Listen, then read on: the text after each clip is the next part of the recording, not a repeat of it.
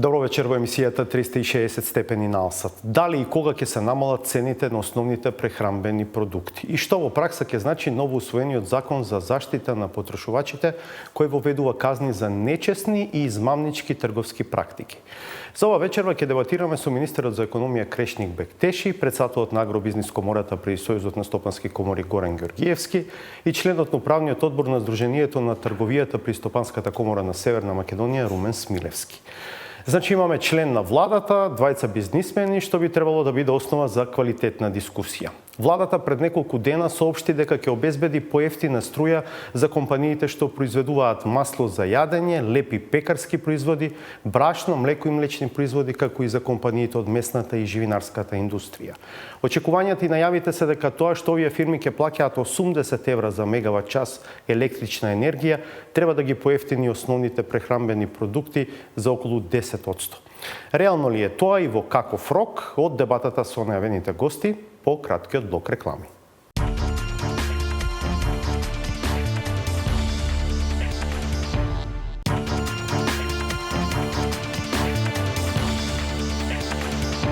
Гледате 360 степени. Ке поевтинат ли основните прехранбени продукти, пред се маслото за јадење, лебот, пекарските производи, млекото и млечните производи, месото и производите од живинарската индустрија е прашање што засега огромен дел од граѓаните. Прашањето е релевантно особено по одлуката на владата да обезбеди поевтина струја за компаниите од овие сектори. За ова вечерва ќе разговараме со Крешник Бектеши, министер за економија. Добро вечер, добре дојдовте. Румен Смилевски, човек од реалниот сектор со бизнис во трговијата со брашно, шекер, масло за јадење.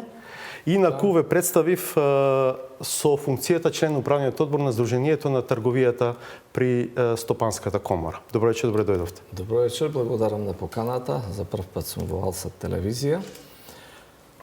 Моја фирма е Малина Велес.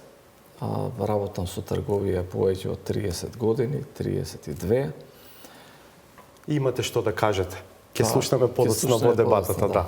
Горан Ѓоргиевски, исто така човек од реалниот сектор, вечерва од позицијата на подпредседател на Сојузот на стопански комори, реков председател на Агробизнис комората при Сојузот на стопански комори, инаку исто така со бизнис во индустријата за лепи пекарски производи. Добро вечер, добре дојдовте.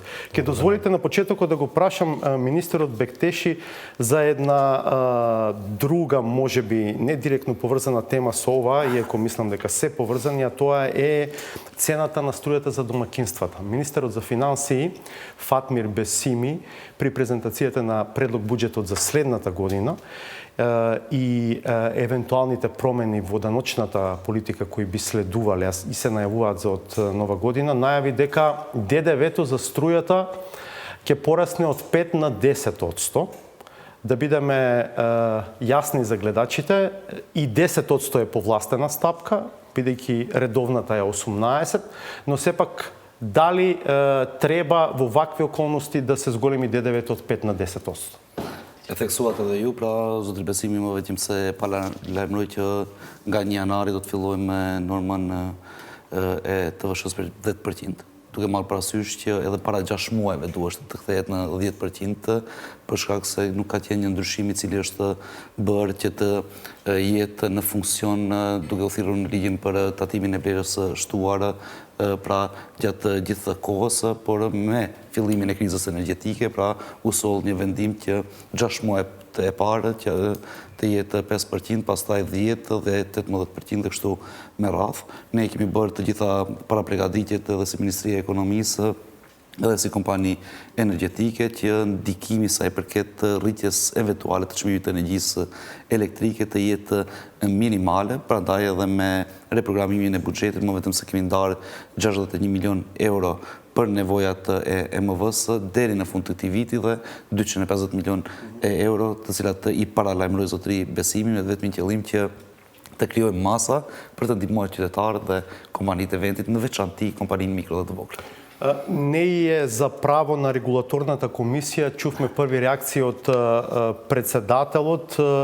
Вели да се размисли дали треба во вакво време да се качува ДДВ-то, бидејќи секое зголемување е удар по џебот на граѓаните. Има простор да се премислувате како влада?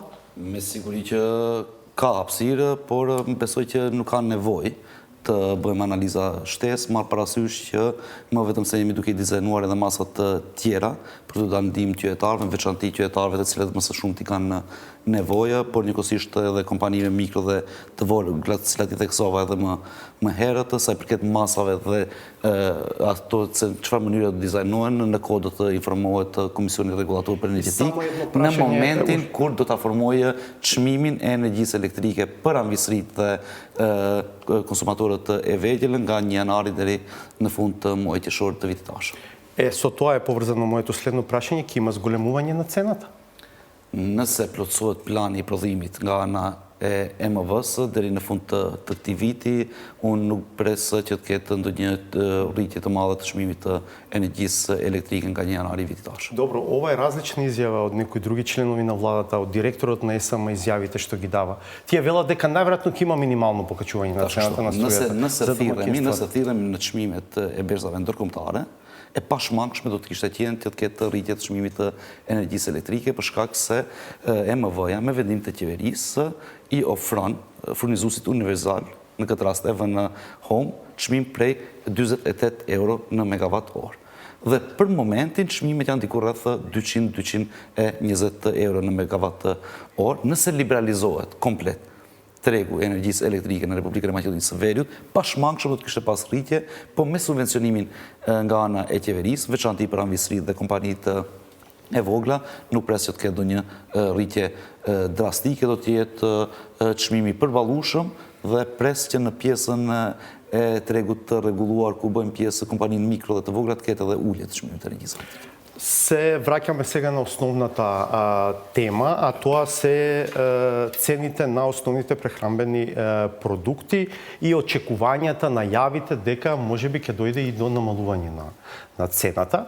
Ова очекување е поврзано со одлуката на владата да им овозможи на компаниите кои што се во производство на основните прехранбени продукти цена на струја од 80 евра мегават час, што и вие, господине Георгиевски, по средбата што имавте со министерот Бектеши пред неколку дена, рековте дека би требало да доведе до намалување на цената на основните продукти. Па да, јас кажав дека тоа е еден квалитетен исчекор напред, кој што многу ќе значи во однос на самите овие компании кои ги произведуваат основните производи, како што се лебот, маслото за јадење, млечните производи и така натака.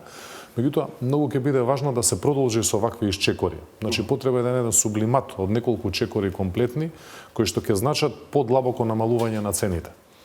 Ова е добар исчекор, конкретизиравме и процент каде што би требало да се намалат цените на производите, реален процент.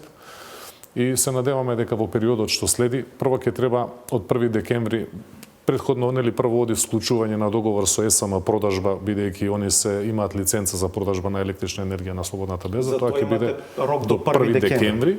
Од 1 декември почнува снабдувањето со струја по таа цена од 80 евра за мегават час. Вие зборувате за првично период на стабилизирање на цените? Стабилизирање и акомодација, да влезе во бизнисот практично тоа, да се осети во рамки на трошоците внатре и финансиски.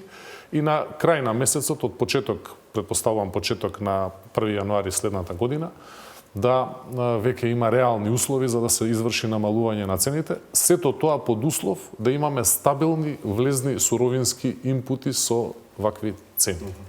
Господин Смилевски, вашиот став во однос на ова? Па јас го поддржувам Горан. Се надевам дека ова е сериозен исчекор со струјата што се направи 80 евра по мегават. Мислам дека ќе кажам од основните продукти кои се влегува сировината е квасецот, учествуваше пред 2 месеца 53% во цената на квасецот. И тоа беше за лебот. Па квасецот е исто сировина за лебот. Да, за лебот. За лебот. Тоа е сериозен исчекор со цената на струјата, бидејќи знаеме дека они плаќаа и 500 евра по мегават. Се надевам дека ќе има сериозно намалување на некои производи. Сега некои производи не влегува толку струјата, како за маслото, 10%, но и тоа е голем удел од 500 евра на 80 евра. Мислам дека ќе следува бран на поевтинување во тој контекст за трошокот кој влегува со струјата. Вие имате, да речеме, конкретен увид во производството на масло за јадење. Да. Што очекувате дека ќе се случува конкретно со цената на маслото за јадење? Цената на маслото за јадење, гледате и вие како потрошувач, дека од ден на ден се намалува. Едно е, имаме домашно производство, имаше оваа година доста откуп на сончоклет и ние како Благој Ѓорев одлучивме да ја ставиме цената под производна овие месеци, да направиме како една акција за да се исплатат земјоделците побрзо. А иначе и трендот на маслото на берзите имаше мал пат.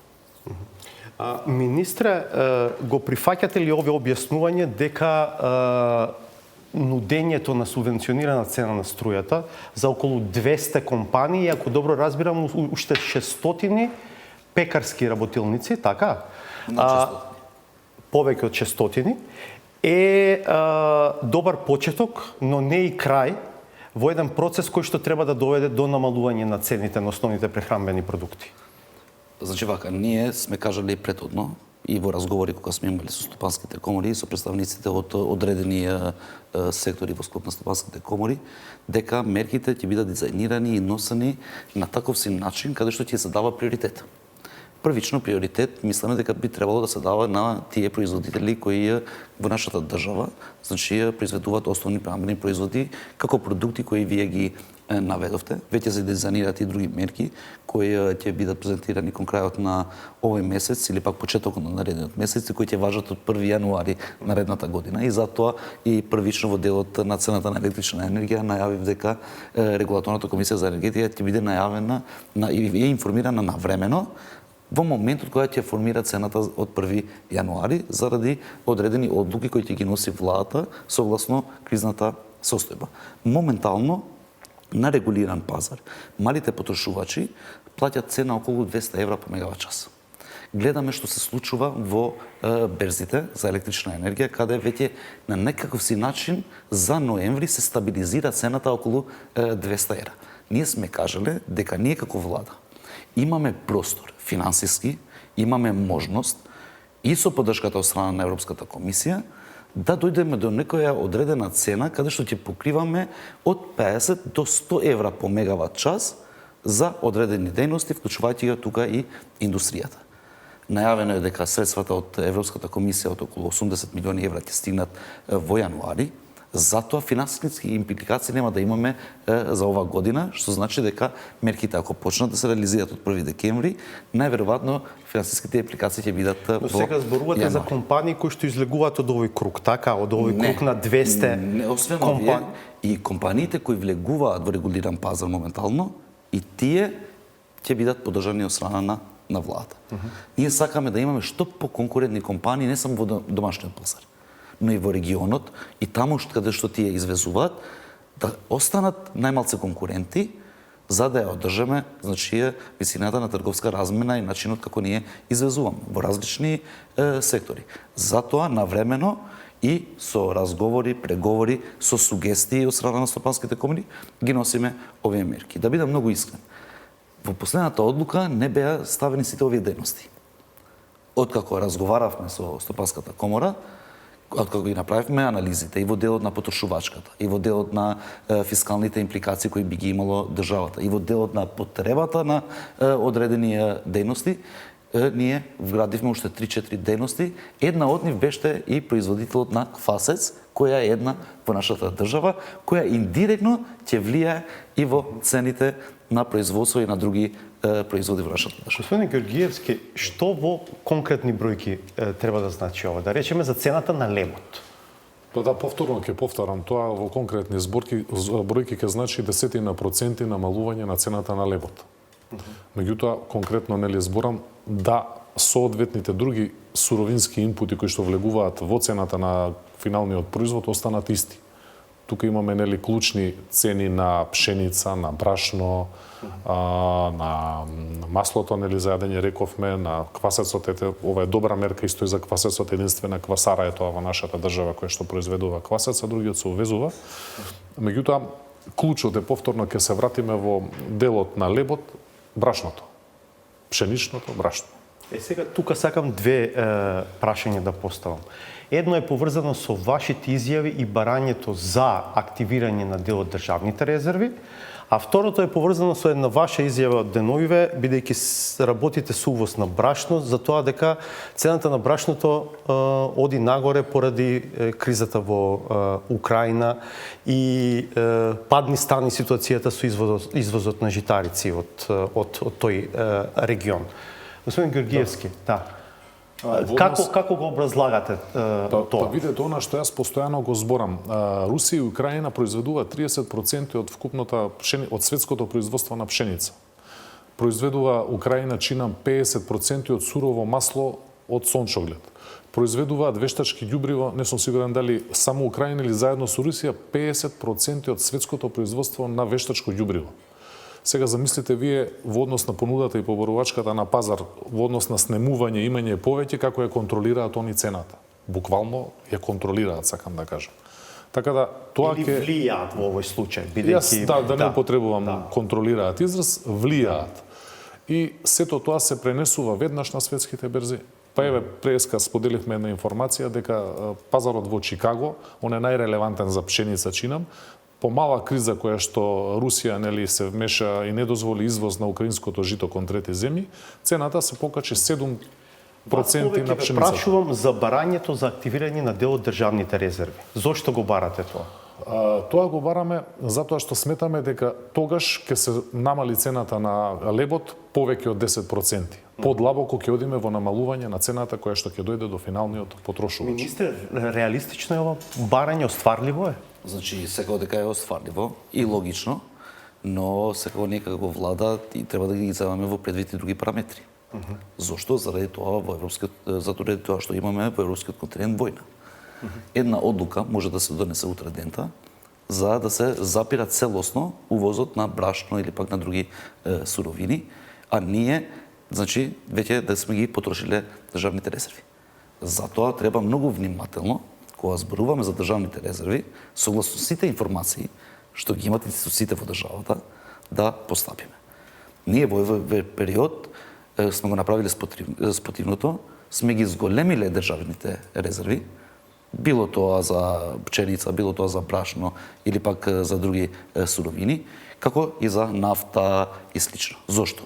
Заради тоа што ние како држава треба сериозно да размислиме за секаква опција што би можело да се случи. Наведе и самиот Горан. Само една изјава што се даде од страна на Руската Федерација, дека ги стопира значи рутите од транспорт преку Турција, веднаш се покаче на 8% до 10% отиде во светските берзи одредени цени на суровини. Откако вчера друга изјава се даде, преку ноќ, во време во рок од само 48 часа почна да се намалат истите цени. Чувствителни се пазарите. За колкава количина станува збор кога зборувате за активирање на државните резерви? Генерално сметаме количина, не знам, 30-40 илјади тони кои што ќе би се бризгале по соодветни. Не знам дали е тоа јавно достапен податок колку се државните резерви. Годишните потреби на Македонија се околу 330 илјади тони, од кои што чинам оваа година околу 254 илјади тони се произведени тука кај нас. Значи вие зборувате за околу 10-15% од годишните потреби. Ако видите, добро следам. Тоа би бил еден почеток, нели? Кој што ќе дојде како ниска цена до крајните произведувачи. После би се анализи пак би се направиле со еден квалитетен сериозен пристап и би се дошло до уште поосетно намалување на цената на лебот. Да. Реално, нели, рационално размислување е тоа. Сега не би навлагал нели во други компоненти како што кажа министерот, Да по беше насока избор на на тоа дека има 2023 може и поголеми ќе го направите тоа. Никако заради тоа што согласно постоечкото законско решение и тие државни резерви кои ги имаме моментално ние треба да излезат на аукција на јавен повик. И ќе се пријават сите заинтересирани внатре во пазарот. И тоа не значи дека многу ќе се намалат цените согласно цените што ги имаме моментално во пазарот. Пошто не се разликуваат многу со цените што би можело да ги понуди моментално Србија заради тоа и како количина што ги имат и заради тоа што имат веќе и преноси како што сме разговарали и од претходната година, заради тоа пошто чекале да се зголемат цените и на таков си начин да ги продават и да имат поголеми профити. Ако во случај владата одлучи да ги пушти државните резерви со повластена цена, со субвенционирана цена, тоа е друга приказна. Но тоа треба да се направи само во случај кога нема да имаме увоз на овие суровини или пак дома да немаме количини кои се потребни согласно потрошувачката која има. Господин Смилевски, реков дека вие меѓу другото увезувате брашно, така? Каква е ситуацијата со цената на брашното во овој момент? Зборуваме за увоз главно од Србија, така? Во Македонија. Јас би се обратил, берзите се едно, ние на Балканот сме друго, реално. Значи, Србија ни е најголем партнер на Македонија и берзата не се гледа многу, ја гледаат србите, но преку ноќ може да се промени кај нив ако се забрани извозот на пченица, па да мора да даваат во бившите ју републики, кај што им е дозволено. Што се јавува во Србија? Еден чуден податок, има доволно пченица, но земјоделците не ја продаваат. И поради тоа се ствара еден недостаток и се качува цената. Јас пред еден месец дадов изјава дека ќе оди цената малку нагоре и се оствари тоа. Цената на пченицата се покачи околу 7-8% во Србија, но таа е испод берзанската цена. Не е како на берза, испод берза е. Јас се надевам дека во Србија има многу пченица, доволен број. Мислам дека трендот ќе биде понатаму да оди цената доле. Еве еден пример. Дека сметате дека ова зголемување е моментално сега? Моментално е, да. Еве сега ќе кажам, и зависат и други фактори, но Србија не е во тој контекст многу голем извозник, па да извезува во други држави, претежно извезува кај нас и не може тоа многу да влијае. Точно е тоа, војната е непредвидлива. Еве еден податок, не знам дали сте го прочитале, вчера јас го прочитав, со пред 2 недели нападите во Украина, се ја запалија фактички една од најголемите фабрики за зејтин, која произведува 17% во Украина и се проценува штетата на преку $1,60 милиона. Тоа е огромен недостаток на сировина. Како ќе се одвиваат, јас сум овака, сега за трговијата, да пратиме берзите, мислам дека они се најмеродавни за цените на производите. Еве, како имавме тренд сега за шеќерот, ќе кажам, мал тренд на пат на шеќеров. Сега како ќе биде, ќе покаже времето. Ние шеќер главно од Босна Највеќе увезуваме. од Босна, да. Моментално. Има и од други држави, али... Да. Зошто случувањата и изјавите имат големо влијање во делот на понудата и потрошувачката. Ти ви дадам само еден пример што се случуваше летоска во делот на електричната енергија. Во регионот, 2 држави се нето извозници на електрична енергија. Република Бугарија и Босна и Херцеговина.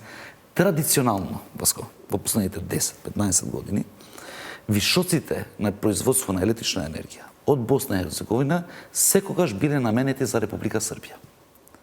Заради тоа што цените во берзите се зголемија толку многу, поразвиени држави веднаш пристапија и тие количини ги обезбедија, посебно Италија и другите држави, и Република Србија, за жал, остана без тие вишоци кои беа со пониска цена и требаше и во летоска да троши, речиси по 3 милиони евра дневно за да ги купи и да ги увезува тие потреби за електрична енергија. Иако Република Србија може да има брашно, може да има пченица. Кога влегуваат поразвиени држави во игра, тие ја зголемуваат и цената. Зошто? Заради тоа што се зголемува потрошувачката во Србија, пошто не може да стигне пченицата од Украина во Германија, да го земеме како пример, и тогаш во Србија секогаш кога се зголемува потрошувачката, понудата е иста, толку што може да произведува одредена држава и цените водат нагоре. Господин Георгиевски, каков е одекот кај овие компании кои што се директно, да кажем, засегнати од оваа последна одлука? Да, позитивен е одекот, значи тоа е повторувам, сериозен и квалитетен исчекор. И позитивен е одекот, дури нели веднаш некои други индустрии почнаа да вршат притисок во смисла да влезат и во таа група каде што ќе имаат субвенционирана цена на електрична енергија. Меѓутоа тоа веќе е друга работа. Сите нели очекуваме во однос конкретно на цената на производите кои што би се намалиле соодветно таму од почетокот на новата година, меѓутоа повторно велиме за подлабоко и поквалитетно уште повеќе намалување, потребно е и овие работи кои што сега ги дискутиравме да се случат. Тогаш има предуслови да се создадат да цената уште понатака се намалува. Кога потенцијално се зборува за намалување на цената на производите, зборувавме за лебот, за маслото за јадење, дали истото треба да се очекува и со млекото, млечните производи, месото, производите од живинарската индустрија? Во зависност од интерните калкулации што ги имаат сите тие индустрии, секоја засебно си има нели соодветен начин, друга калкулација, не можеме паралела да правиме меѓу прехранбена индустрија, пекарство, сладкарство, каде што јас нели имам посериозна компанија, и тие млечната индустрија како би се одвивала, во зависност од интерните нивни калкулации, чинам дека прилика апроксимативно би се движела во тие рамки. Колку што знам, 7-10%, тука некаде би било. Намалувањето на електричната енергија, тоа би значило дека толку ќе се намали таа цена. Ексклузивно за вашата емисија. Во делот на млекото и млечните производи, јас очекувам да имат намалување на цените веднаш. И посебно сега со новиот закон за заштита на потрошувачите. Јас веќе во секторот за трговија сум барал да извадат податоци на делот на цените кои се увезени во нашата држава, пошто ние во лето донесовме одредени одлуки, каде што ги укиневме сите давачки на одредени млечни производи, посебно и на млекото и на суровото млеко за потребите на преработка во нашата држава, а со почнување во моментот кога ќе биде на сила одлуката од 1 декември, дополнително да имат намалување во делот на млекото и млечните производи. А како го објаснувате тоа што очекувате веднаш? Заради тоа што мислам дека таму има големи маржи, спротивно на тоа што е донесено како одлука на владата, веќе има насока Државен пазарен инспекторат да влезе, да ги направи соодветните контроли, но се чекаше да помине законот за заштита на потрошувачите. Вчера во собрание помина и веднаш ќе почне да се постапи од страна на ДПИ, каде што има и соодветни санкции. Во овој сегмент ги најавувате првите резултати од законот за заштита на потрошувачи. Долго го најавувавте, долго се чекаше да помине, конечно помина и велите дека брзо ќе ги видиме и првите ефекти. Да, веќе се завршени сите обуки од страна на ДПИ за инспекторите, согласно ова законско решение, пошто веќе се знаеме со месеци беше во собраниска процедура, накрај се усвои и ја мислам дека од почетокот на наредна недела ќе почна да постават согласно новото законско решение. Таму се зборува за да не сгрешам. Да. Закон за заштита на потрошувачи, а закон за нефер трговски практики во склоп на тој. Не, истото. Тоа е вградено во законот за нечесни и измамнички трговски практики се два института кои што. Не го знаев затоа да прашаме. Истото е. Тоа ве тангира и вас? Апсолутно не тангира. Тоа е една многу сериозна работа која што министерот мислам дека длабоко е влезен во таа работа. Јас сум сериозно свесен за тоа што би значило, посебно кон оние компании, микро, мали, средни, кои што ние ги застапуваме и кои што по завршните сметки покажуваат некоја профитабилност, например, од 2 до 5%. Додека за да влезат да ги снабдат трговските ланци, им бараат од приходот проценти 20, 25, 30%. Сега замислете, овој зема 25%, овој има 2% профитабилност. Тоа е крајно нефер. Значи, потребно е тука еден баланс да се постигне, каде што колачот, условно во наводници речено, ќе се подели правдолюбиво и равноправно.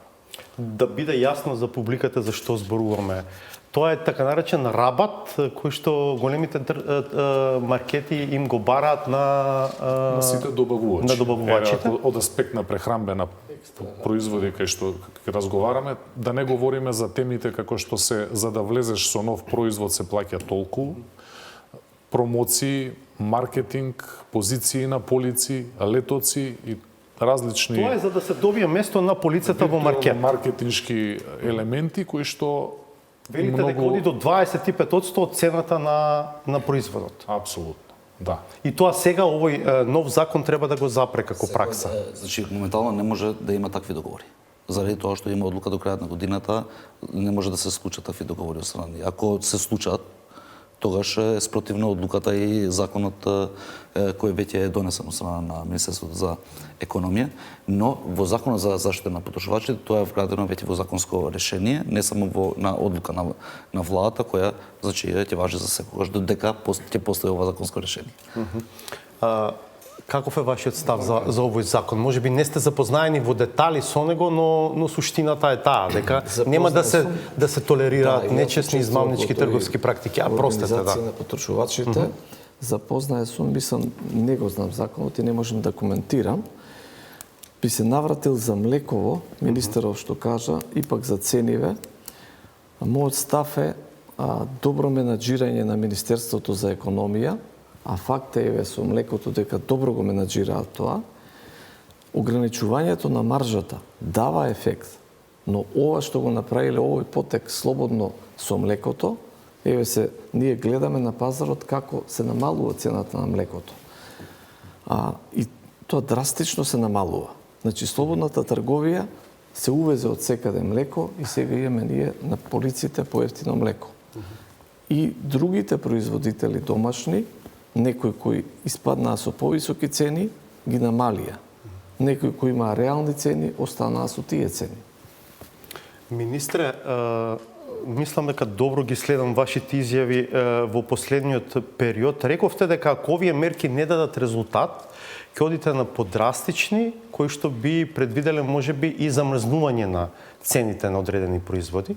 Останувате се уште на таа позиција? Секако дека останувам и затоа ги повикав посебно секторот за производство на млеко и млечни производи веднаш да постапат и да направат внатрешни калкулации заради тоа што освен овие имаме други механизми веќе да не ги заштитиме нашите домашни производители. Ако некој од домашните производители мисли дека во време на криза треба дополнителни профити да направи, мислам дека тоа не е фер кон граѓаните и кон потрошувачите. Зошто? Заради тоа што тие имаат традиција за да купуваат одреден производ кој се произведува во нашата држава. Тогаш ние ќе го кинеме сите давачки и царински давачи и бариери и слично, се со цел да имат наплив на производи на истите во нашата држава и на таков си начин конкуренцијата само да ги намали цените.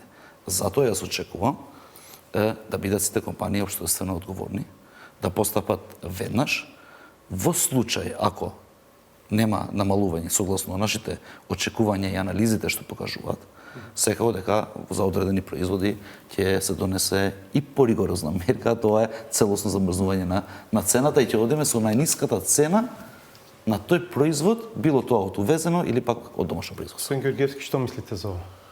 Па јас мислам дека тоа е еден во однос на аспектот на општествена одговорност, точно така во овие времења тешки за државата и за луѓето, сметам дека никако не треба да се дозволи екстра профити правење и тоа е сосема во ред што го коментира министерот. Напротив, фокусот треба понатака да се изнајдат модуси и начини каде што широките народни маси, практично потрошувачите, пак ќе повторам во овие екстремно тешки времења, потребно да имаат најминимални цени на производите кои што ги основните производи кои што ги консумираат. Важно и бизнисот да обстои секако. Значи затоа велам мора да се направи еден баланс, рамнотежа.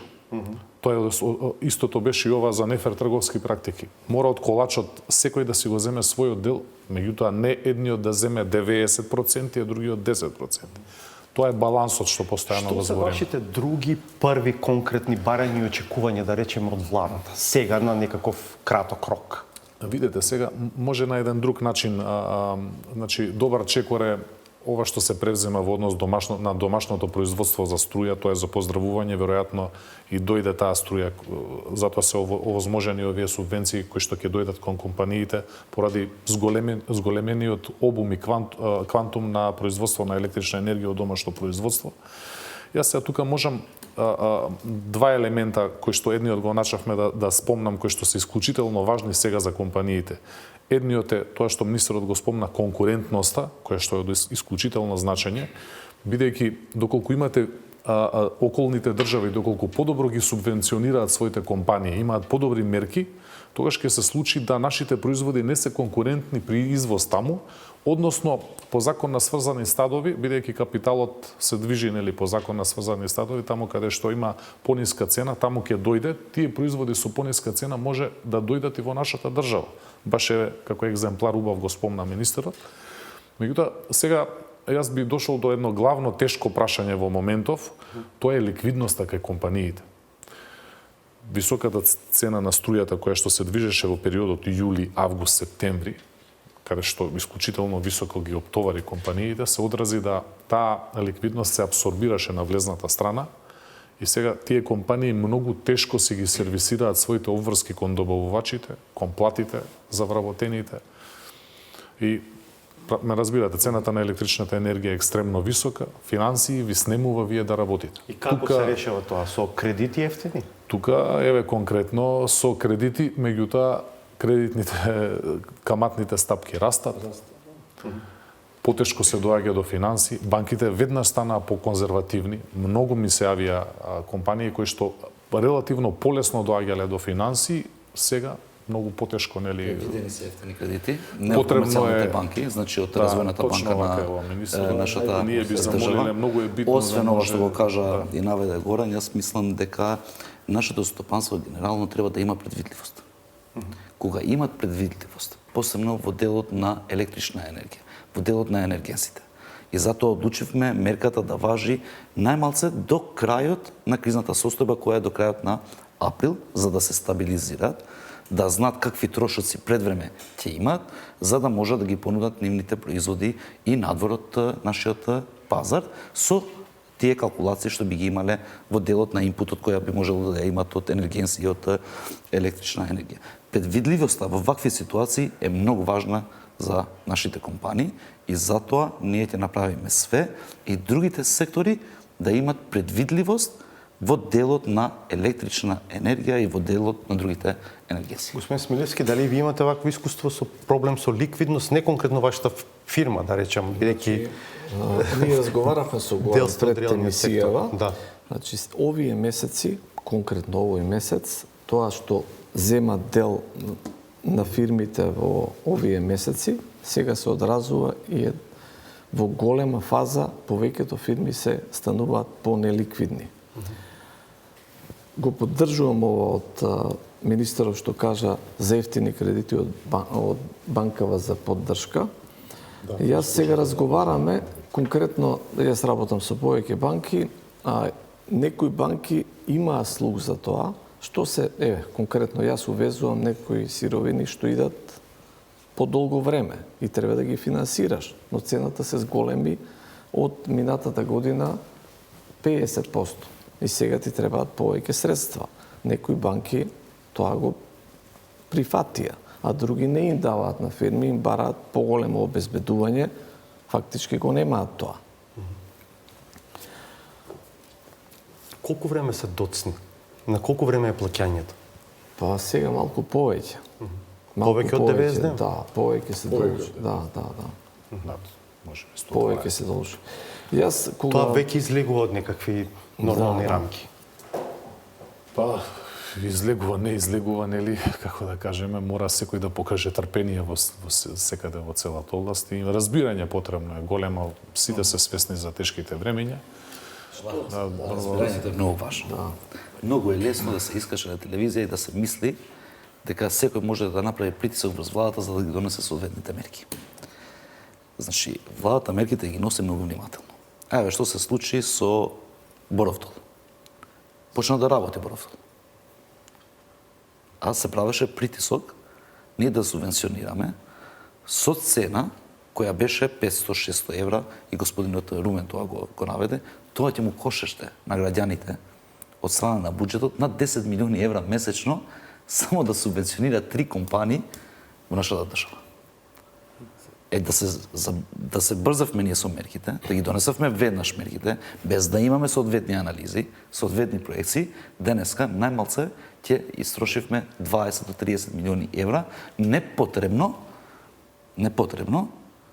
иако сме ги имале информациите како би можело да се движат одредени цени во берзите, па било тоа и во домашни. Пошто ние имаме план во ЕСМ за производство на електрична енергија. Ние знаеме која недела на месецот каква количина на електрична енергија ќе биде производена. Согласно потрошувачката која го имаме претходните години и за доброто на сите веќе е намалена на 15% во ниво на државата, се дава простор за ние да можеме да покриеме различни сектори со цена која би била близко до производствената цена од страна на ЕСМ. Производствената цена на ЕСМ е 65 евра по мегават час. Ако ставам таму дистрибуција, пренос и слично, значи можеме да бидеме до некоја нормална цена од 80, каде што и ЕСМ не би направил профит, а секој би влијала индиректно во многу работи кои ќе бидат на крај на краишта за доброто на граѓаните. Добро, целиот државен интервенционизам секако не е во духот на пазарната економија, но во кризни времиња државата мора да влезе и да помогне. Апсолутно, да. Оти другото е некаков ланец и спирала на пропаѓање на бизниси, на отпуштање на работници, на осиромашување дополнително на граѓаните. Тоа е најлошото да се случи. Значи, од исклучително значење компаниите да останат целовити во сите овие времења, вработените да останат да работат во тие компании, бидејќи јас сметам фокусот дека секогаш одиме кон едно капиталистичко општество, кон Европската унија, таму се фокус приватните компании, вработените во приватните компании, не ќем сега да ме сваќате што сакам да кажам, ние ги заштитуваме и најмногу компаниите и сметаме дека вработените во тие компании потребно е да имаат простор да земат плата, можеби и некои мерки да им се зголемат тие плати. Затоа што есенција и најважно е да компаниите после оваа криза обстанат, до максимум да се потрудиме сите да обстанат колку што може и да продолжат да функционираат. Тоа ќе биде многу важно во понатамошниот развој на самата држава. Кратко, Бектеши, мораме да завршуваме. Многу важна тема, која треба да биде објаснета за граѓаните. Многу, мислам дека најважна во време на економска, финансиска, енергетска криза. Значи, очекувањата на граѓаните, на општеството генерално е владата да регулира све во државата. И зборувавме претhodно за замрзнување на цените. Зошто сме внимателни кога носиме такви одлуки? Пошто и вие го кажавте, а и Горан, може да се воведеме во ситуација. Не само да имаме недостаток на одредени производи. Можеме да се воведеме во ситуација каде што ниеден месец не може да обстои одредена компанија и ќе оди на спирала, која вие го кажавте, на затварање, на отпуштување на вработените и слично. Кога зборуваме за регулиран пазар. Зборуваме да мерките бидат носени многу внимателно од страна на институциите. Посебно за такви производи кои се стратешки, важни и да не се воведеме во ситуација таа спирала после да биде касно да може да се забира. Добро, толку е времето. Благодарам што бевте дел од 360 степени. Се креираат очекувања кај граѓаните. Кажете. Се извинувам на крај. Ме прашавте што би биле за која мерка би донела владата. Да. Јас сум за мерки кои ги имаат повеќето субјекти. Една од главните за цело стопанство е намалување на нафтата. Ние сме за почит во регионот. Имаме сериозно пониска цена од други држави, но ако сака државата да помогне, мислам дека во субвенционирање на нафтата би било прав погодок. би ја користеле, почувствувале повеќето фирми. Само една реченица ве молам. Нафтата ни е најефтина во регионот. Сега ќе направиме електричната енергија за компаниите најефтина во регионот и мислам дека конкурентни ќе бидат нашите компании. Добро, благодарам уште еднаш. И уште ефтини кредити да се обезбедат. Кажете ми сте, да. Уште посилни, поголеми, малку се. Уште едни реклами па саботажи.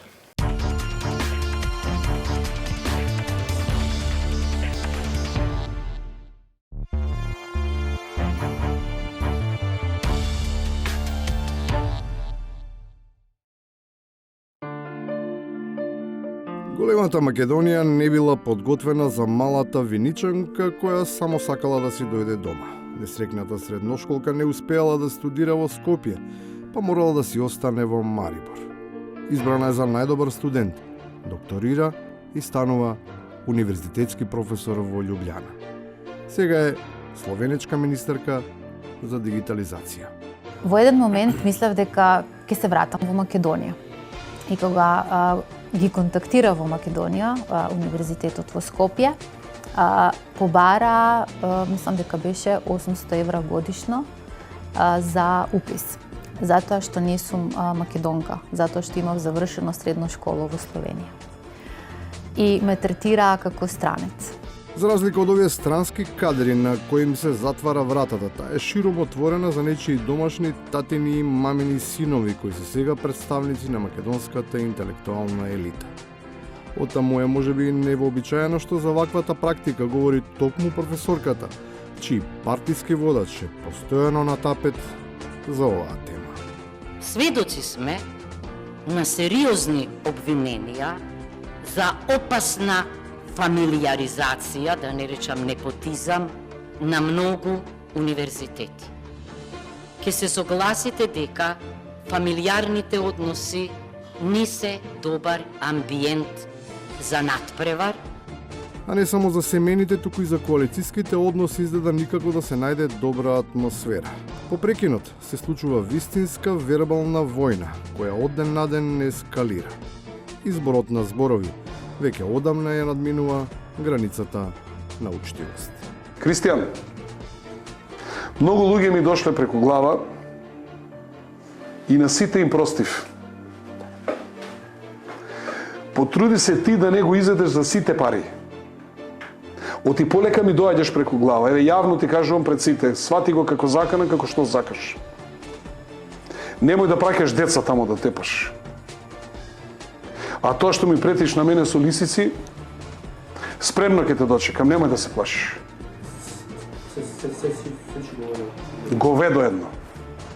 Таа интерна опозицијска битка добива уште поголема специфика кога меѓу себе ќе почнат да се напаѓаат и медиумските апологети на едната или другата страна од конфликтот. Изгледа дека овие се од Вашингтон и Брисел, што минката, низ која искри молњата, се поврзува директно со Москва. Обично не гледам проруски медиуми на Путин. Да, ова е медиум на Путин. Ова е медиум. Подолго време работи за Русија овој медиум. Можно е некој да работи за туги интереси, но најчесто, барем во македонската политика, според долгогодишните надзорници на состојбите, тие што доаѓаат на чело, си работат за себе и за најблиските.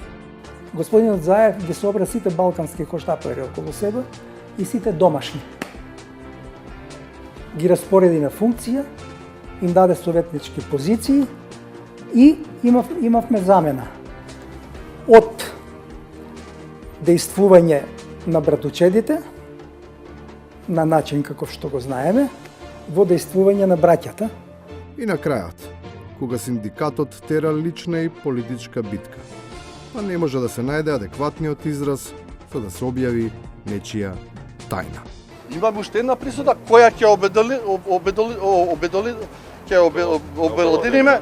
Додека се чека да се погоди вистинскиот израз со кој ќе биде објавена некаква пресуда, правдата веќе е излезена на задната врата. Никој веќе никого не може да чека. Со ова завршуваме. Пријатно до понеделник во 22.